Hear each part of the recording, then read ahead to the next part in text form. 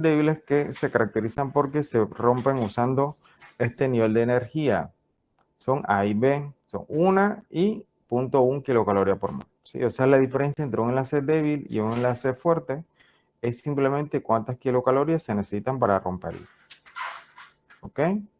El agua es fundamental para el funcionamiento celular debido a estas propiedades bioquímicas. Son todas propiedades bioquímicas del agua. ¿Sí? O sea, ahí las mencionamos todas. Así que ahí también se complicaron. Es la capacidad del agua de resistir antes de cambiar de temperatura, la capacidad calórica. La resistencia del hielo de absorber calor antes de derretirse es una propiedad del agua que se llama calor de fusión. Propiedad del agua que permite a los fluidos biológicos moverse a través de los capilares es la adición y la cohesión. Eso es secundaria también. ¿Qué mecanismo utiliza la célula para contrarrestar los cambios en pH? Los amortiguadores o buffers. ¿Cuáles son los buffers más importantes de la célula? Los iones de bicarbonato. Te dije que te iba a preguntar esa pregunta, ¿verdad? Te iba a hacer esa pregunta y mira, aunque te lo dije antes, la sacaron mala. Muchísimos, ¿ves? La mitad la sacó mal. Yo les dije, les voy a hacer esta pregunta. Les voy a preguntar cuáles son los buffers más importantes en la célula. Le dije los bicarbonatos.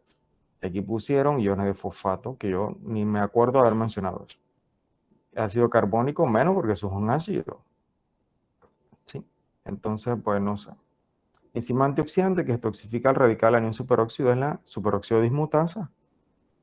Aquí pusieron la catalasa, pero no es la catalasa. La catalasa es la que detoxifica el peróxido de hidrógeno, no el radical libre de anión superóxido. Entonces, cuando la superóxido dismutasa detoxifica el anión superóxido, lo convierte en peróxido de hidrógeno, que entonces es degradado por la catalasa y lo convierte en agua y oxígeno. Los radicales libres pueden generarse en la célula a partir de las siguientes fuentes. Son todas fuentes radicales libres: la mitocondria, radiación, contaminación y toxinas. Ejemplos de cómo los antioxidantes combaten los radicales libres son, todas ayudan a eliminar radicales libres: consumir fruta, vegetales, disminuir el consumo de calorías, que es lo que le dijimos, restricción calórica, disminuir el alcohol, las drogas y las toxinas, y usar suplementos vitamínicos. ¿Sí? Todos esos son ejemplos de cómo se pueden combatir los radicales libres y evitar retrasar el envejecimiento celular. Características que le permiten al carbono la versatilidad de formar macromoléculas. Son todas correctas, ¿sí? O sea que tienen 4 electrones de valencia. Siempre forma 4 enlaces covalentes. Siempre comparte electrones. Nunca dona sus electrones. ¿Sí? Todas son correctas. Son ejemplos de macromoléculas, excepto, pues mira, aquí nadie la sacó bien. Si yo les repetí varias veces que los lípidos no se consideran macromoléculas. Los lípidos pueden formar macroestructuras, pero no forman macromoléculas. ¿Sí? Aquí pues nadie la sacó bien. Entonces los carbohidratos son macromoléculas porque muchos monómeros forman polisacáridos, como por ejemplo el polisacáridos estructurales y polisacáridos de almacenamiento. Las proteínas forman proteínas también gigantescas, moléculas gigantescas, e igualmente los ácidos nucleicos como el DNA y RNA. Pero los lípidos dijimos que no forman macromoléculas, pero que sí formaban macroestructuras como las membranas plasmáticas y las membranas biológicas de los organelos. Así que ahí nadie la sacó bien. Síntesis de macromoléculas se realiza por medio de deshidratación. Los estereoisómeros representan un tipo de moléculas que son todas características de los estereoisómeros. Tienen los mismos átomos, tienen similar estructura, forman imágenes de espejo, tienen enlaces de carbonos asimétricos. ¿Sí? Entonces son todas características de los estereoisómeros. En la naturaleza es más común encontrar este tipo de estereoisómeros. Les dije que le iba a preguntar esto y de nuevo no lo hacen bien. Yo les dije, les voy a decir no confundir los L-aminoácidos con los de aminoácidos, no confundir los de azúcares con los L-azúcares, y recordar que en la naturaleza la célula solamente utiliza L-aminoácidos y de azúcar. Y aquí pues también no lo pusieron bien, así que no entiendo. Si les soplo las preguntas antes del examen y no la notan o no sé qué les pasa. enlace que forman los disacáridos y polisacáridos se llama glucosídico. Estos son azúcares perdón, estos azúcares representan macromoléculas de carbohidratos B y D. B y D es el almidón y celulosa, ¿verdad? Que el almidón es un polisacárido de almacenamiento y la celulosa estructural. Y la D es el glucógeno y la quitina, que también es el almidón animal, y la quitina que forma parte del exoesqueleto de los artrópodos. Entonces son ejemplos de macromoléculas de carbohidratos. ¿Sí? Entonces la sucrosa y la glucosa no es una macromolécula, son monosacáridos. ¿Sí? Entonces el almidón y la celulosa pues sí, son macromoléculas. La fructosa y la maltosa no son macromoléculas, son monosacáridos. El glucógeno y la quitina sí son macromoléculas de carbohidratos, por lo tanto era B y D. ¿Ok? Ok, el almidón animal se almacena en estos lugares, en A y B, que es el hígado y los músculos. Tipo de polisacárido estructural A y B es celulosa y la quitina, ¿sí? Son estructurales. Ejemplo de polisacárido de almacenamiento, el almidón. Estos son ejemplos de polímeros o macromoléculas que forman los lípidos. Son todas incorrectas, porque ya dijimos que los lípidos no forman macromoléculas. ¿Sí? Pero sí dijimos que forman macroestructuras. Tipo de enlace que forman los triglicéridos y fosfolípidos es éster. Digo, no confundan los enlaces entre los lípidos con los enlaces de las otras macromoléculas. Y les dije eso y mira lo que ponen. ¿Sí? Sí, fosfotriéster es un tipo de enlace que no existe, que ni siquiera se mencionó aquí. Triglicerídico, eso es un disparate. Fosfolipídico, también es otro disparate. ¿Sí? CID, ¿quién es? Tampoco, ninguna. No entiendo. Sí, o sea, yo le estoy recordando lo que les dije. Les dije no confunda este examen con este enlace con los otros. ¿Sí? Entonces, aquí les pongo este solito y lo confunden con otras cosas que ni siquiera se vieron en clase. ¿Sí? Entonces es importante que cuando yo le diga que viene esta pregunta, presta atención a esto, pues que en verdad lo anoten porque yo lo digo en serio, ¿ok? Entonces es importante que presten atención y no lo tomen a la ligera cuando yo les digo algo porque los digo en serio para ayudarlos, ¿ok? Y sepan en qué hacer énfasis. Y pues así va a ser con los siguientes exámenes también. Si yo le digo, viene esto para el examen es porque viene. Si no es para hacerlo estudiarlo para no ponérselo después. ¿Sí? Bueno.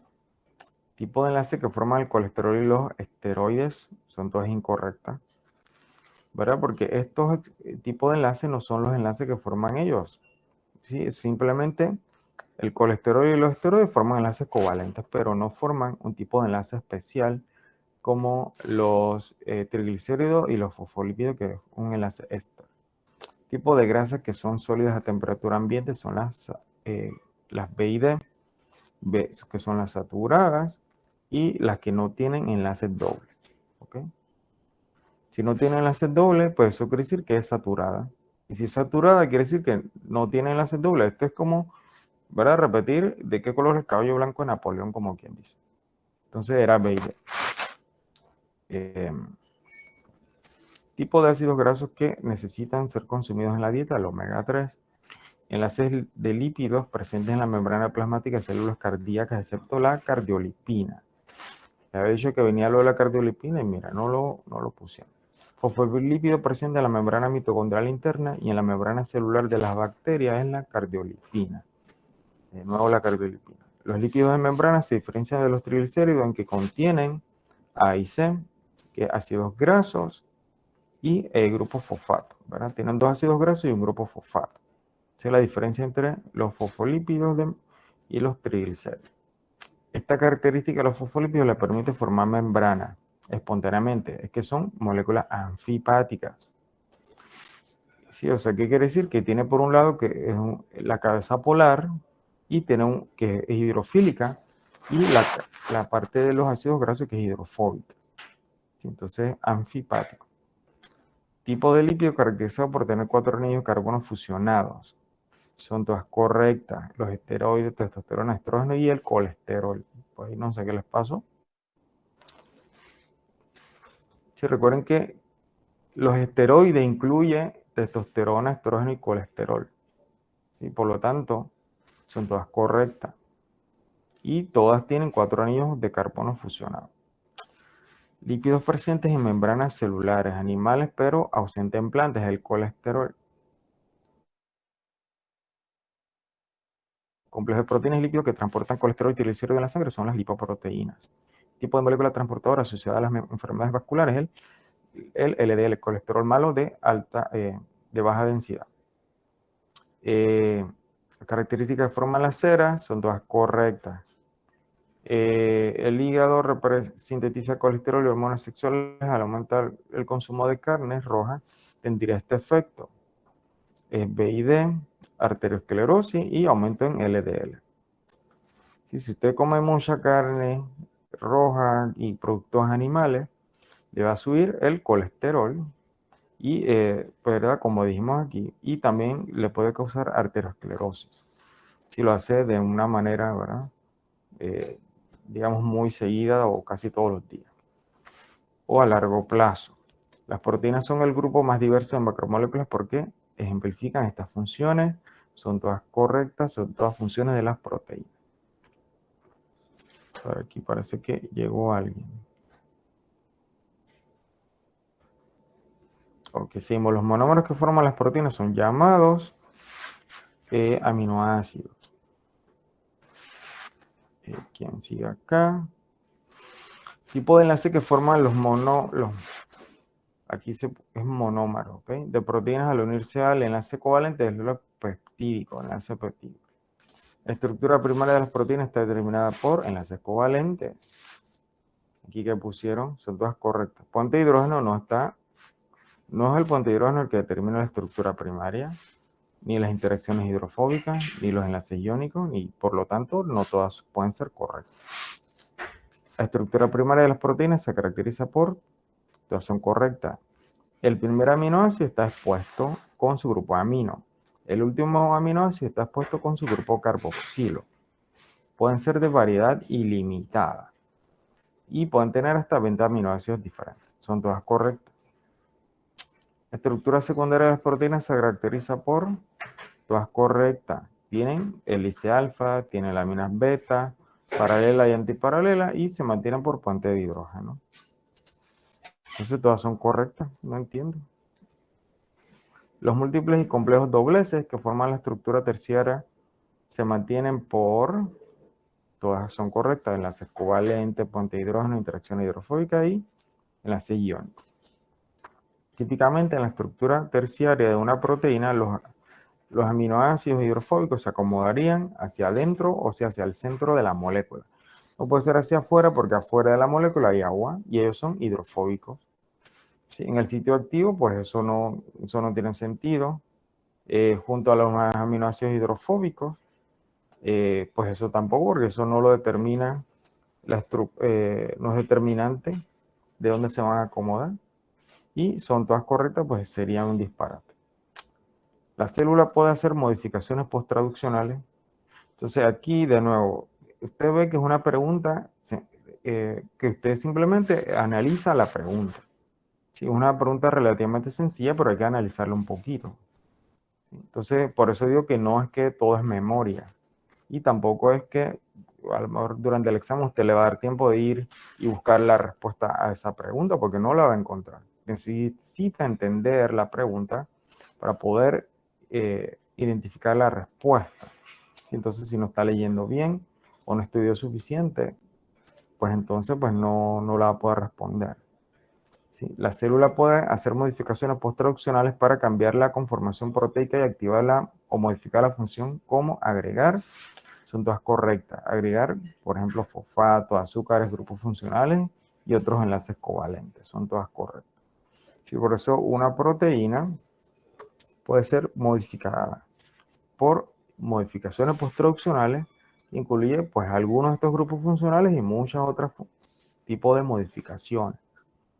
¿Sí? Se le puede agregar lípidos también a las proteínas y eso pues ayuda a que se le regule su función.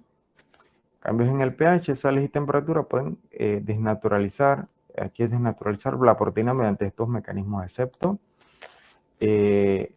romper enlace peptídico. Dijimos que cuando una proteína se denatura, pues porque cambia su conformación, ¿verdad? Entonces eso puede, ¿cuándo ocurre esa desnaturalización? Bueno, se cambios en pH o en sales, en temperatura, ¿verdad? Como dijimos, ¿verdad? Que si usted va ¿verdad? Se pasa el blower o la plancha por el pelo, le cambia la conformación a la proteína del pelo, que es la queratina.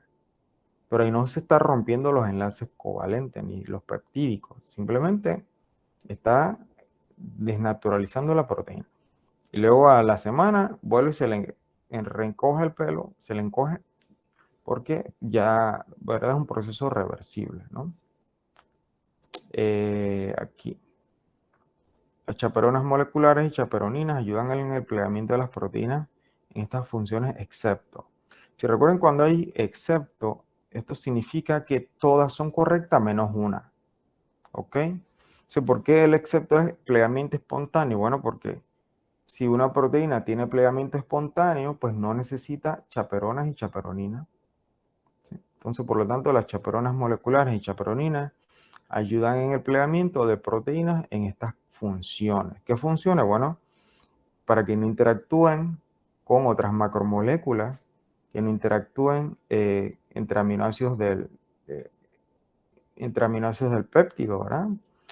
Protegen los cambios de temperatura, pues, pero no pueden actuar las chaperonas cuando estamos hablando de plegamiento espontáneo, porque eso quiere decir que es una proteína que no necesita chaperona. Algunas enfermedades como el Alzheimer y vacas locas son causadas por proteínas debido a plegamiento inadecuado. Componente exclusivo de los ácidos ribonucleicos es el azúcar ribosa. Componente exclusivo de los ácidos desoxirribonucleicos, excepto el uracilo. Sí, ahí les fue más o menos. Componente de los nucleósidos son B y C, que son la pentosa, el azúcar, y la base nitrogenada. No tiene el grupo fosfato. Funciones de los nucleótidos en la célula, excepto exclusivamente DNA y RNA. Les había dicho que los nucleótidos no tienen como función exclusiva el DNA y el RNA, o sea, no son exclusivos de los ácidos nucleicos. ¿Ok? Los nucleótidos pues tienen la función también de actuar como, por ejemplo, en el ATP, porque el ATP es un nucleótido, funciona como coenzimas también, y en la transducción de señales como el AMP cíclico y otros más. AMP cíclico, GMP cíclico, etc. Hay muchos más. Apareamiento de bases en el DNA por puente de hidrógeno sigue este patrón C y D. Eso era de la secundaria. Característica que tienen algunos ácidos ribonucleicos en común con algunas proteínas es que es catalítico. Algunos algunos RNA son catalíticos y funcionan como enzimas. Y en eso pues se parecen a las proteínas. Estructura molecular del RNA mensajero incluye regiones regulatorias que no se traducen como, son todas correctas, el 5'TR, 3'TR, la cola de polía y el 5'K. Tipo de RNA que carga los aminoácidos para ser traducidos en el ribosoma es el RNA de transferencia. Ácido nucleico cuya principal función es la herencia, es el DNA. ¿Sí? Entonces aquí, bueno, no es parte de la pregunta, pero recuerda que volviendo atrás con la pregunta del RNA, el RNA tiene unas características en común con las proteínas que, por ejemplo, puede ser enzima y formar una ribosima. Pero el RNA también puede guardar información, ¿sí? Porque, por ejemplo, vamos a ver en la clase 4 que hay virus que su material genético es RNA. Por lo tanto, el RNA puede guardar información de manera similar al DNA, pero también puede actuar como una enzima similar a las proteínas. ¿Sí? Es una característica bien importante del RNA. Este ácido nucleico representa la mayor parte del RNA de la célula, es el RNA ribosómico. En el proceso de expresión genética, algunos genes se expresan a nivel de A y B, nivel de proteína y de RNA. Si no se pueden expresar a nivel de DNA porque el DNA no se expresa solo. Él se expresa como proteína o como RNA, pero nunca como DNA. Y tampoco como aminoácidos. Los aminoácidos son monómeros, pero no es un mecanismo de expresión del material genético. Bueno, pues eso era el examen número 1, que de nuevo, pues desde mi punto de vista era bien sencillo, pero, ¿verdad? No sé, ahora que ya revisaron la respuesta, me gustaría escuchar si tienen algún otro comentario o duda. O qué